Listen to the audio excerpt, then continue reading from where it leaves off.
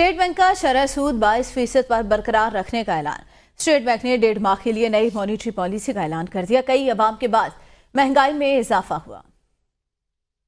आपको इस सवाल से आगाह करते चलें, स्टेट बैंक ने शरह सूद 22% रखने का फैसला कर लिया है।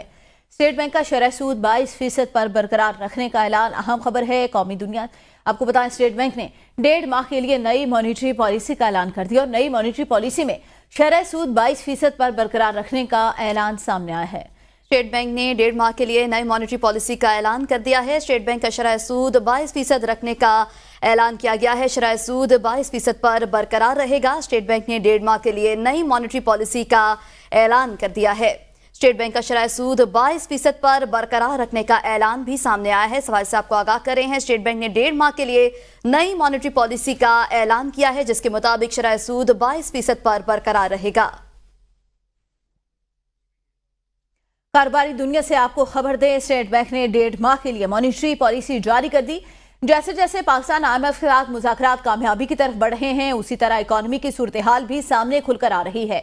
स्टेट बैंक ने शरह सूद 22% पर बरकरार रखने का ऐलान कर लिया है। आपको बताएं, स्टेट बैंक ने 1.5 माह के लिए नई मॉनेटरी पॉलिसी का ऐलान कर दिया। अब्दुल कदीर से मजीद जानते हैं। जी कदीर। जी बिल्कुल, आज जो है स्टेट बैंक की जो जरी पॉलिसी कमेटी है उसका इजलास हुआ और उसमें तमाम जो गुज़िश्ता मॉनेटरी पॉलिसी का जायजा लेने के बाद जो है नई जो है फैसले किए गए हैं। नई मॉनेटरी पॉलिसी का ऐलान किया गया है और इस फैसले के मुताबिक जो शरह सूद है 22% पर जो है वो बरकरार रखने का फैसला किया गया है। जरी